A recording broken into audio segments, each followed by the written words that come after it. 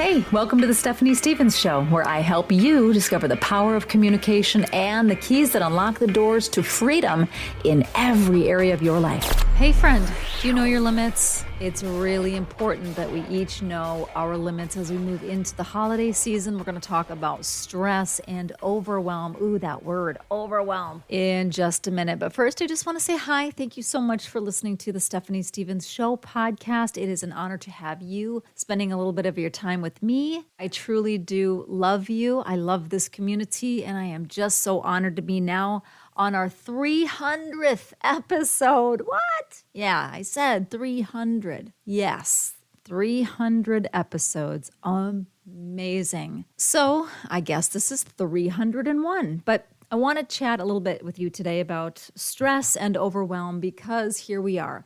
I am recording this a few weeks before the Christmas holiday, and I can already see it, smell it, taste it, sense it. It is that sense of pressure and that sense of overwhelm as holiday plans are being made. And already, can you feel it?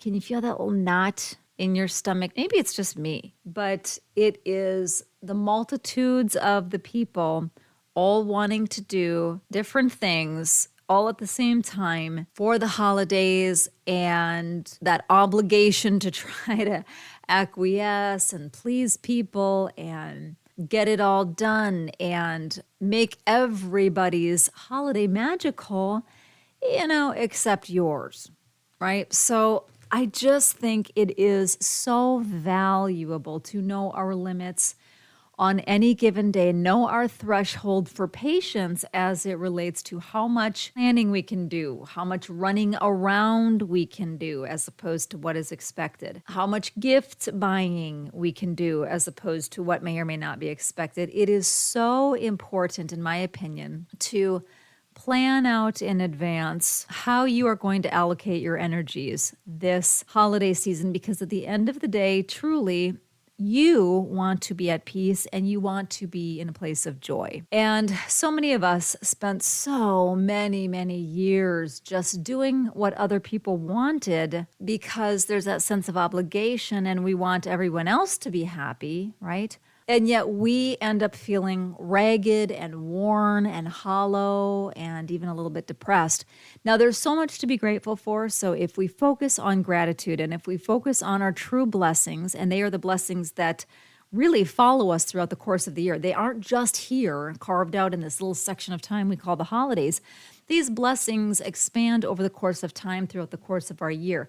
So focusing on what are the things we can be grateful for is, of course, paramount. But I think also strategic planning is going to be key this year. So I haven't done this before, but I'm willing to step into it with you if you are willing. I'm willing to step into planning a chunking out of my time in terms of shopping.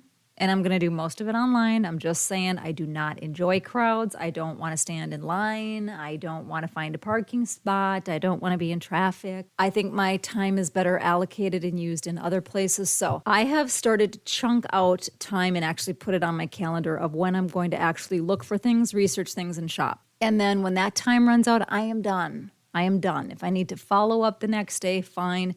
But chunking things down like time or meal planning and prep. If you are hosting, planning 3 recipes today and finish with another 2 recipes tomorrow, and then edit them and decide what you're actually going to make, and then do your ingredients shopping 3 to 4 days in advance. It's the first time I actually did this. I did this for Thanksgiving, and you know what?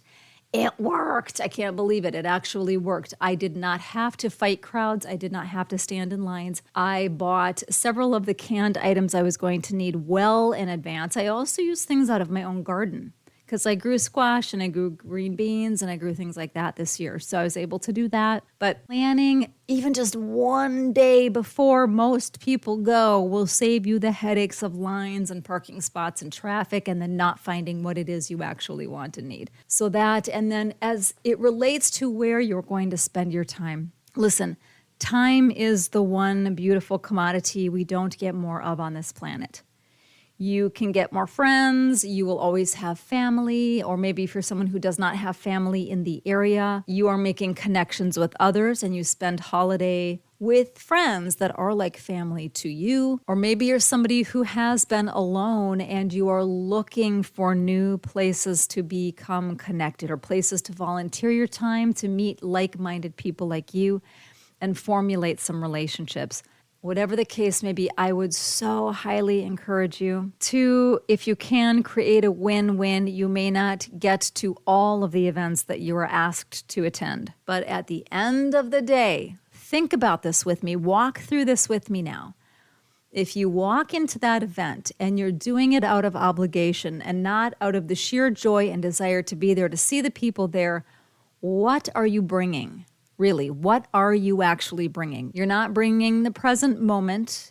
You're not bringing joy. You're not bringing peace. You're wishing you were somewhere else. You're painting a fake smile on your face and trying to do the obligatory, how are you? I'm good. How are the kids? Great.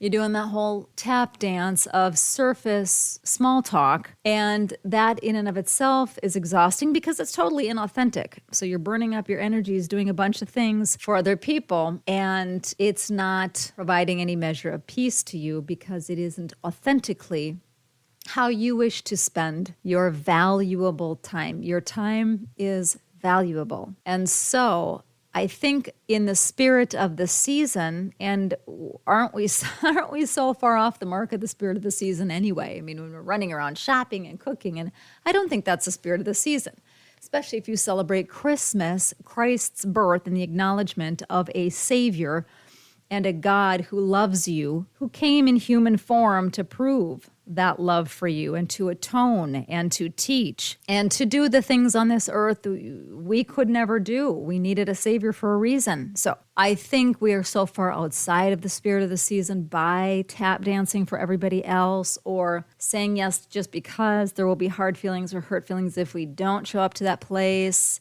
or those places where we're expected to go. Again, at some point, we've got to let that go. If our relationships are authentic and real, then people will not judge the breadth and depth of our relationship with them based on whether or not we want to spend, 2 or 3 hours doing what they want us to do and not something that we actually find joyful and peaceful ourselves.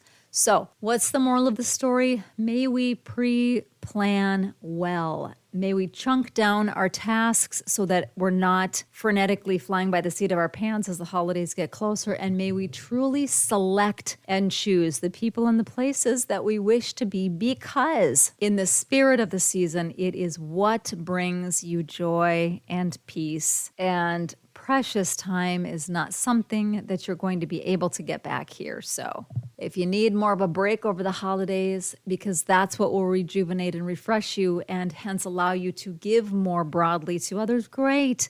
Then that's the way you spend your time. I am so in it with you. Much love to you, my friend. And as always, I can't wait to see you on the next episode. Thanks so much for listening to The Stephanie Stevens Show. Please remember to subscribe so we can stay connected and you never miss an episode of the podcast.